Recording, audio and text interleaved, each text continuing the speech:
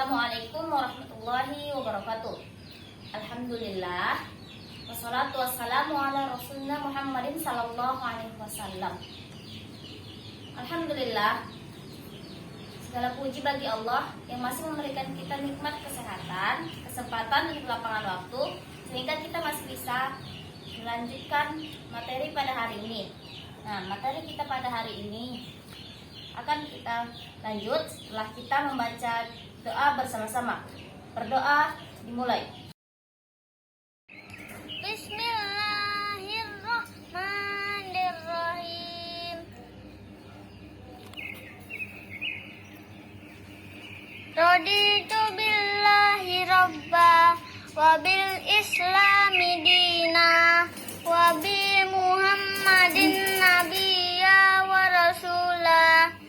Rabbi zidni ilman warzuqni fahman. Artinya, kami ridho Allah sebagai Tuhanku, Islam sebagai agamaku, dan Nabi Muhammad sebagai Nabi dan Rasul. Ya Allah, tambahkanlah kepadaku ilmu dan berikanlah aku pengertian yang baik.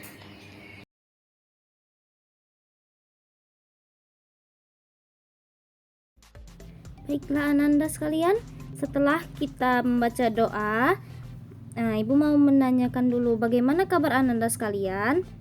Alhamdulillah, Ibu lihat ini pada sehat semua ya Ananda. Pada pertemuan kali ini kita akan membahas tentang materi akhlak tercela.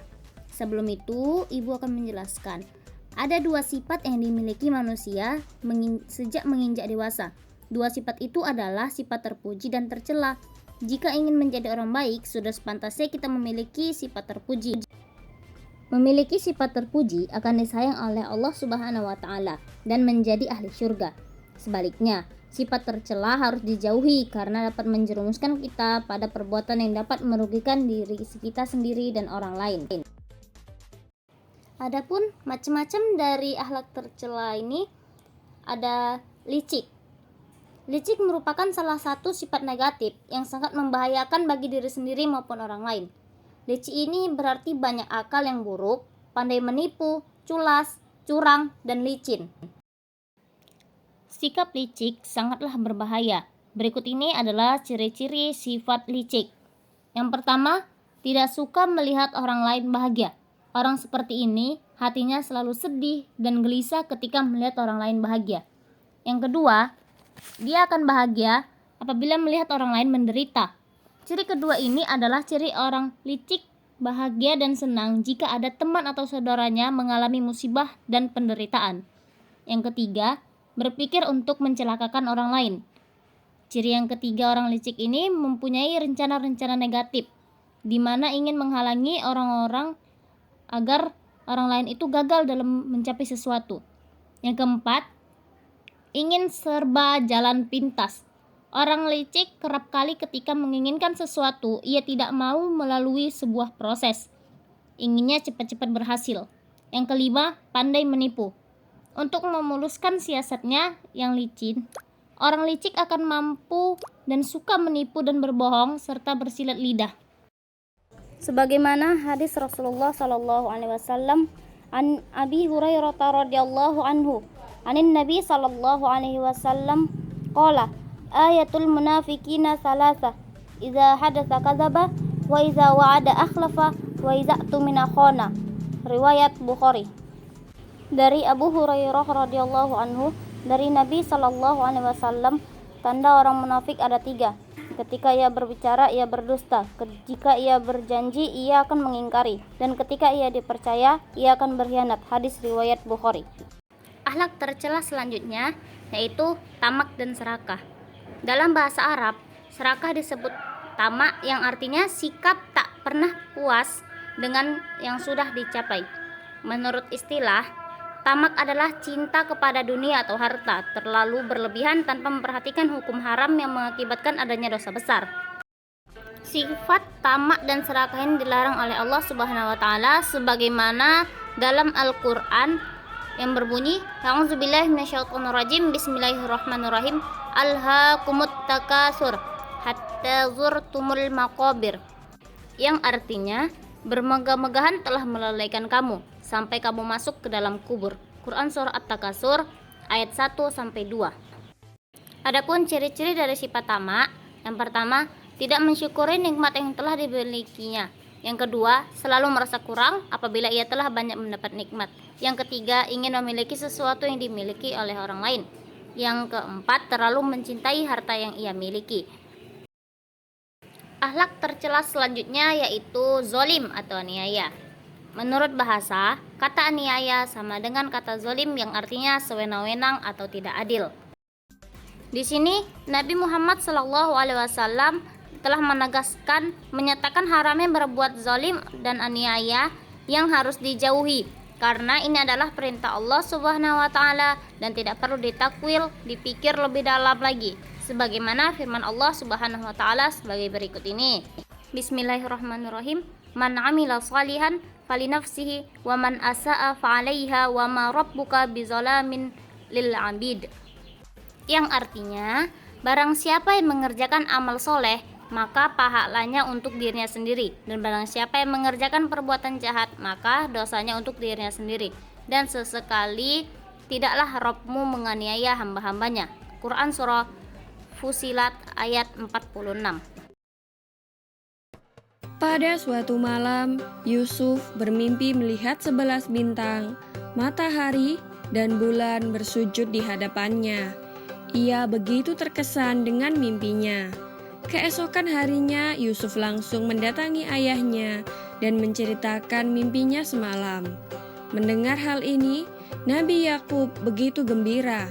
Ia tahu bahwa mimpi anaknya tersebut bukan sebuah mimpi yang biasa. Itu adalah sebuah tanda bahwa suatu hari nanti Yusuf akan menjadi seorang yang dimuliakan oleh Allah. Rasa sayang dan cinta Nabi Yakub terhadap Yusuf pun semakin besar.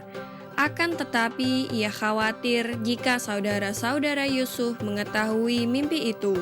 Nabi Yakub pun berkata, "Hai anakku, janganlah kamu ceritakan mimpimu itu kepada saudara-saudaramu.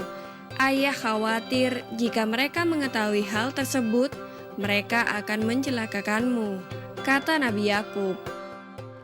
Rasa sayang dan cinta yang ditunjukkan Nabi Yakub kepada Yusuf ternyata telah menimbulkan kebencian saudara-saudaranya. Mereka iri dan dengki. Mereka merasa Yusuf lebih dicintai daripada mereka. Adik Nabi Yusuf yang bernama Bunyamin ikut dibenci karena dianggap telah mendapatkan kasih sayang yang sama seperti Yusuf. Suatu hari, saudara-saudara Yusuf yang iri berkumpul untuk membuat sebuah rencana yang kejam. Salah satu dari mereka berkata, "Sesungguhnya Yusuf dan Bunyamin lebih dicintai oleh ayah daripada kita sendiri. Padahal kita ini adalah anak dari ayah kita juga." Lalu saudara Yusuf yang lainnya pun berkata, "Bunuhlah Yusuf, atau buanglah dia ke suatu daerah yang tidak dikenal, supaya perhatian ayah kita tertumpah pada kita semua." Namun Yahuda, anak keempat Nabi Yakub, tampaknya tidak sependapat dengan yang lain. Ia berkata, "Janganlah kalian membunuh Yusuf, tapi masukkanlah dia ke dalam sumur yang sering dijadikan tempat istirahat para musafir. Dengan demikian, nanti para musafir itu membawa Yusuf jauh dari kita dan mungkin akan dijual sebagai budak. Setelah itu kita bertobat kepada Allah atas dosa-dosa kita dan menjadi orang yang senantiasa berbuat baik," kata Yahuda. Akhirnya mereka semua setuju dengan pendapat Yahuda, dan keesokan harinya saudara-saudara Yusuf meminta izin kepada Nabi Yakub untuk mengajak Yusuf berburu di hutan. Pada awalnya Nabi Yakub ragu untuk memberikan izin, akan tetapi setelah didesak saudara-saudara Yusuf, Akhirnya Nabi Yakub mengizinkan dan memberi pesan kepada mereka agar berhati-hati dan menjaga adiknya tersebut. Berangkatlah rombongan putra Yakub, kecuali Bunyamin yang masih terlalu kecil. Mereka menuju ke tempat yang sesuai dengan rencana mereka kemarin. Setibanya di tempat itu, mereka perlahan melepas baju Yusuf. Yusuf tidak menyadari apa maksud saudara-saudaranya itu. Ia hanya mengikutinya saja. Mereka pun membawa Yusuf hingga sampai di dekat sebuah sumur yang biasanya dilalui oleh para musafir. Dengan cepat, mereka mengangkat Yusuf dan hendak melemparkannya ke dalam sumur. Yusuf meronta dan berusaha melepaskan diri. Akan tetapi, dorongan saudara-saudaranya lebih kuat dan perlawanan Yusuf sia-sia. Mereka berhasil melemparkan Yusuf ke dalam sumur tersebut. Mereka kemudian membunuh seekor hewan dan darahnya ditumpahkan ke baju Yusuf. Ketika pulang, mereka segera datang kepada ayah mereka sambil menangis dan mengabarkan bahwa Yusuf telah dimakan serigala hingga bajunya berlumuran darah. Nabi Yakub alaihissalam sangat sedih mendengar kabar dari saudara-saudara Yusuf itu, sehingga beliau tidak berhenti menangis sampai kedua matanya menjadi buta. Demikianlah kisah Nabi Yusuf alaihissalam dilempar ke dalam sumur. Setelah kita menyimak video tentang Yusuf yang dianiaya oleh saudaranya, maka kita dapat mengetahui aniaya akan mendatangkan akibat buruk bagi kehidupan, baik kehidupan pribadi maupun masyarakat. Karena itu, aniaya adalah perbuatan yang harus kita hindari. Adapun akibat negatif perbuatan aniaya, yang pertama dapat merusak persatuan dan persaudaraan. Yang kedua, dapat merusak tatanan hidup di masyarakat. Yang ketiga, menghilangkan akhlak atau sifat yang baik yang ada dalam diri kita. Baik Ananda, setelah kita mendengarkan paparan yang telah Ibu sampaikan tadi, maka kita harus memiliki sifat yang ada dalam diri kita itu haruslah sifat yang terpuji atau sifat yang baik. Sebagai contoh yaitu kita harus bersifat jujur dan menghindari perilaku munafik, serta berhati-hati dalam bersifat supaya terhindar dari cara macam yang haram. Seterusnya, bersyukur pada Allah atas berbagai nikmat yang telah kita terima darinya. Sekian materi yang dapat Ibu sampaikan. Kurang dan lebihnya saya mohon maaf. Kita akhiri pertemuan kali ini dengan melafazkan alhamdulillah bersama-sama. Alhamdulillahirabbil alamin. Wassalamualaikum warahmatullahi wabarakatuh.